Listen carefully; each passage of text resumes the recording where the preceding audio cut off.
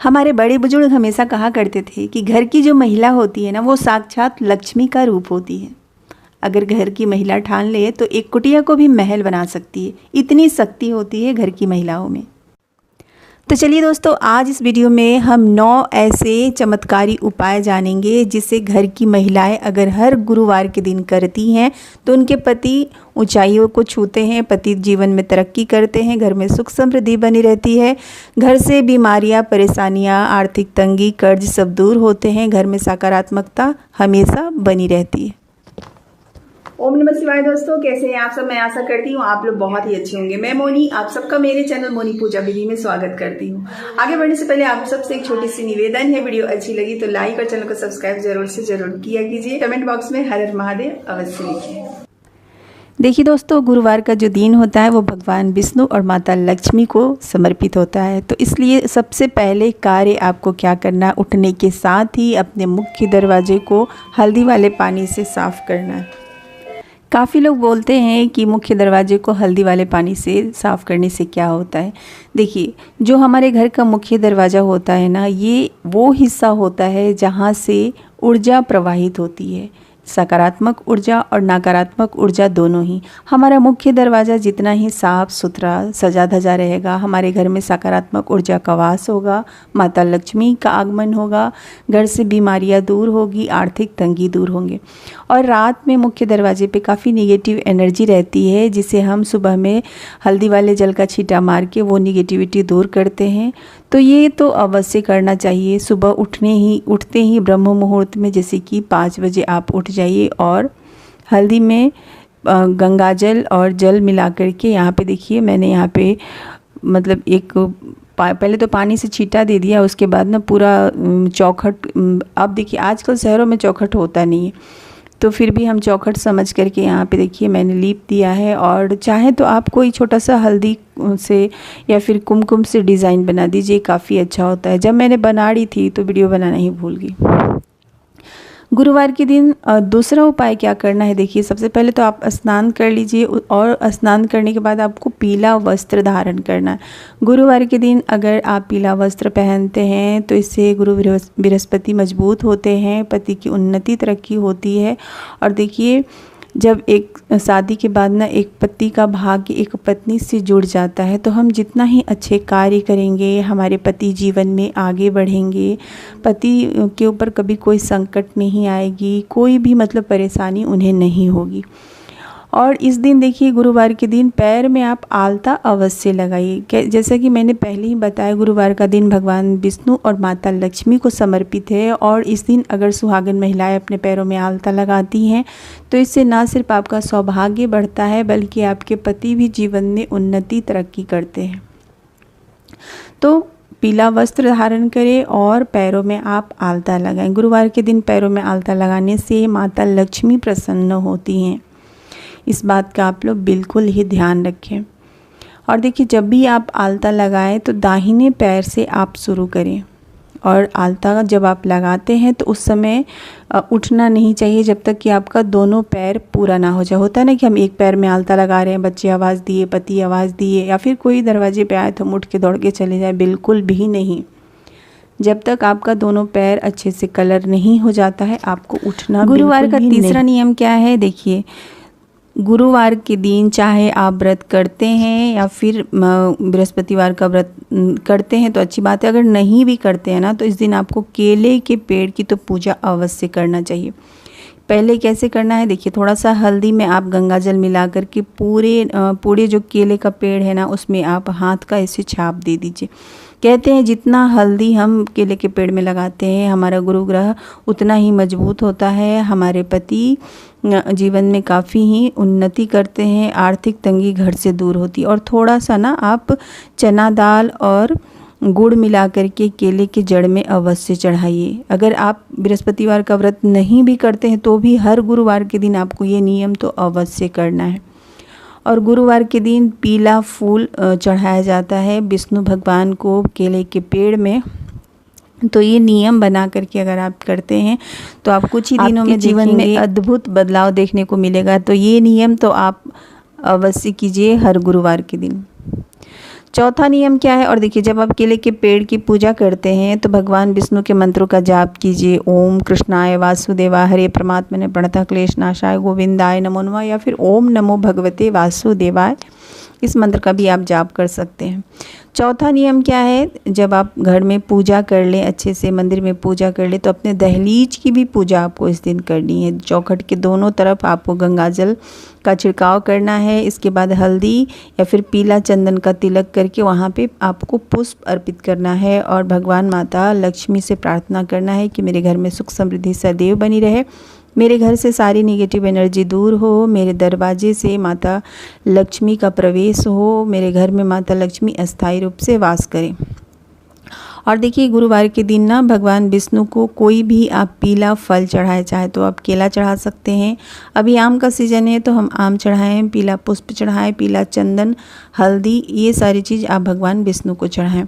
यानी कि गुरुवार का जो दिन होता है ना, वो पीला, मतलब पीले चीज़ों का, अगर आप हाथ में चूड़ी पहने हैं तो उसमें आप 1-2 पीले रंग की चूड़ियाँ भी धारण कर लीजिए। जितना हम पीला चीज़ इस दिन पहनेंगे और पूजा में चढ़ाएंगे, उतना ही गुरुग्रह हमारा मजबूत होगा, हमारे पति के ऊपर इसका मतलब प्रभाव होगा। अगर हमारे पति का गुरुग्रह कमज़ोर है तो वो भी मजबूत होगा हमारे इसी मतलब उपाय करने से। क्योंकि देखिए, मैंने पहले ही बोला कि शादी के बाद एक पति का भाग्य उनकी पत्नी से जुड़ जाता है, तो हम जितने ही अच्छे कर्म करेंगे इसका सीधा असर हमारे पति के ऊपर होगा।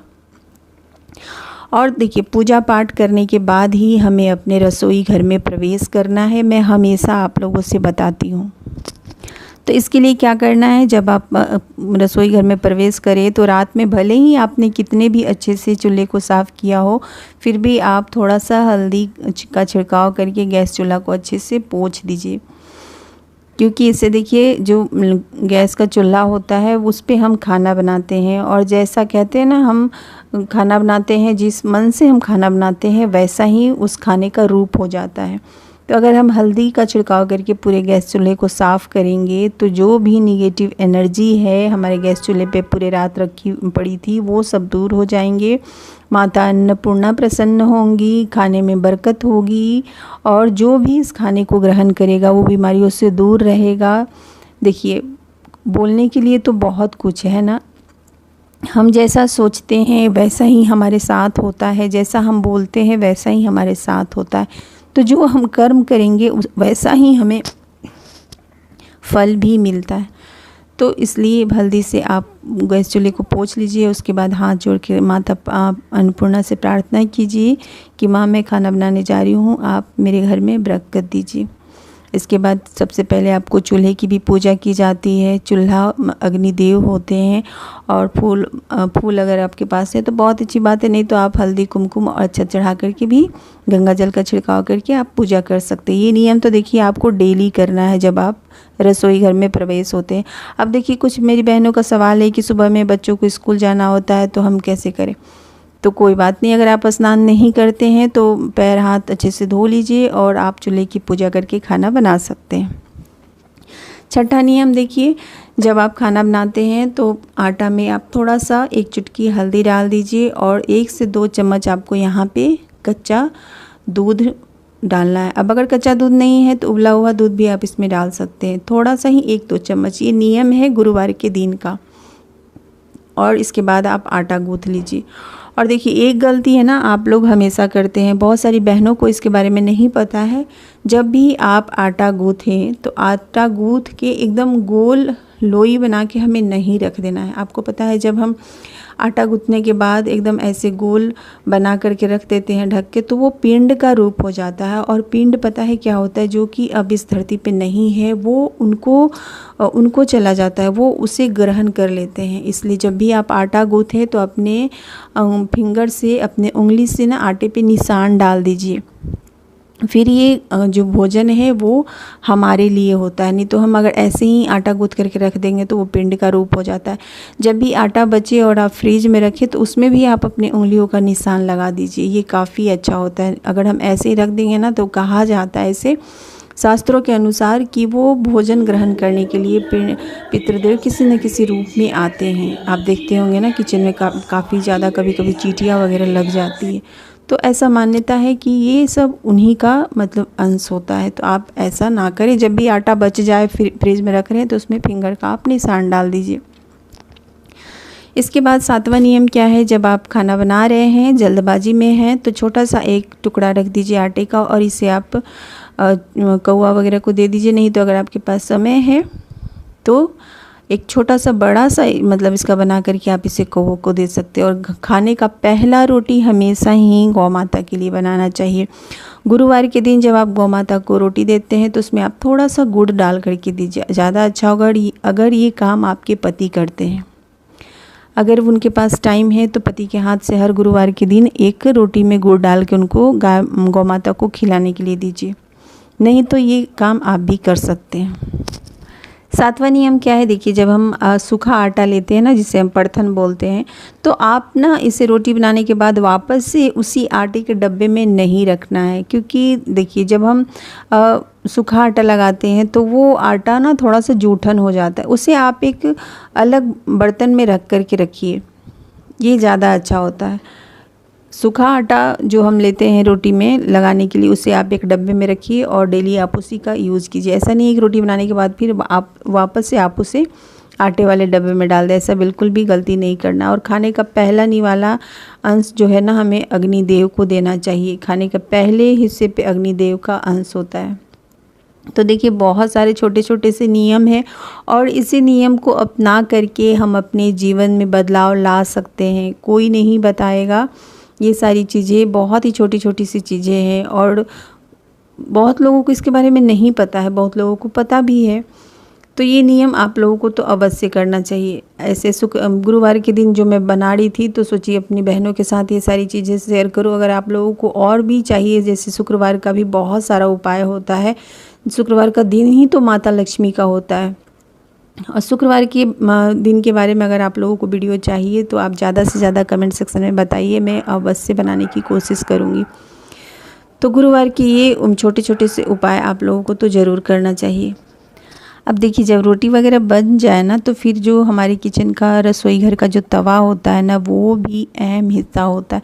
कहते हैं तवे को ना हमें एकदम ढक के रखना चाहिए, उल्टा हमें बिल्कुल भी नहीं रखना चाहिए। जब भी आपका रोटी बन जाए तो ऐसा होता है ना कि काफ़ी गर्म है तवा, तो उसे उल्टा दे। भूल के भी ऐसी गलती आप ना करें। तवा को कभी भी उल्टा हमें नहीं रखना। ज़्यादा अच्छा होगा आप इसे छिपा करके गैस के नीचे रख दीजिए। हमारा तवा जितना चमकेगा, जितना ढका हुआ छुपा हुआ रहेगा, उतना ही हमारे पति की किस्मत और भाग्य उदय होगा। और तो एक चीज़ यहाँ पे क्या है ना कि जब आप खाना बना लेते हैं तो जो आटा वाला बर्तन हो गया, बेलन और चकला हो गया, इसे सिंक में बिल्कुल भी नहीं डालना चाहिए। जूठे बर्तनों के साथ इसे नहीं रखना। आप गर्म पानी थोड़ा सा कर लीजिए और इसे अलग ही आप धो करके हटा लीजिए।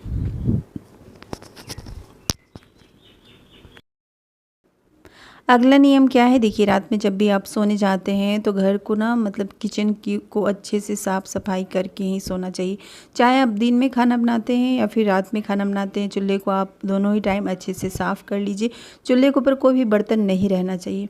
और देखिए एक गलती हम लोग क्या करते हैं, जब भी गर्म मतलब चावल पसाते हैं ना या फिर गर्म पानी जो भी होता है ना, उसे सिंक में डाल देते हैं। देखिए ऐसी गलती नहीं करना चाहिए। गर्म पानी जब हम सिंक में डालते हैं ना, तो बहुत सारे कीड़े मकोड़े मतलब ख़त्म हो जाते हैं और ये पाप हमें अपने ऊपर नहीं लेना। जब पानी ठंडा हो जाए चावल का पानी, तो आप इसे सिंक में डालिए। रात में सोते समय आपके सिंक में कोई भी एक बर्तन नहीं रहना चाहिए। सारे एक सिंक को अच्छे से साफ़ कर लेना है, बर्तनों को साफ़ कर लेना है। और जब सिंक अच्छे से साफ़ हो जाए तब एक चुटकी हल्दी ले करके पानी में ऐसे बहा देना है। इससे क्या होगा, जो भी दोष वगैरह होगा ना, ग्रह दोष वगैरह, वो सब दूर हो जाता है इससे। देखिए हल्दी का महा उपाय आज इस वीडियो में आपको बताया जा रहा है। तो हल्दी का ये उपाय आप लोग अवश्य अपनाइएगा। आपके जीवन में आर्थिक तंगी दूर होगी, मतलब जो भी घर गृहस्थी से जुड़ी परेशानियां हैं ना, वो सब दूर हो जाएंगी। तो ये उपाय तो आप लोग गुरुवार के हर रात को कीजिएगा, इससे अत्यधिक लाभ होता है। अच्छा एक चीज़ यहाँ पे मैं आप लोगों को बताना चाहूँगी, पता नहीं इसके बारे में आप लोगों को पता है या नहीं। काफ़ी सारी बहनों को मैं देखी हूँ, रात में जब आप रसोई साफ़ करते हैं तो एकदम से अच्छे से साफ़ करके चले जाते हैं। देखिए खाना जब आप बना लेते हैं, सब कोई खा पी लेता है ना, तो एक रोटी और थोड़ा सा सब्जी आप एक बर्तन में अवश्य रखिए। पूछिए क्यों? क्योंकि जब खाना वाना खा के हम लोग सोने जाते हैं तो आपके जो पितृदेव हैं, पितृदेव बोले तो जो कि अभी धरती पे नहीं है, वो आपके रसोई घर में खाने के लिए आते हैं। ऐसा हमारे बड़े बुजुर्गों का मानना था, वो लोग बोलते थे। तो जब भी आप रसोई घर की साफ़ सफाई कर लें, सोने जा रहे हैं, तो एक रोटी और सब्ज़ी एक बर्तन में ढक के और एक गिलास पानी ढक के आप रख दीजिए रात में।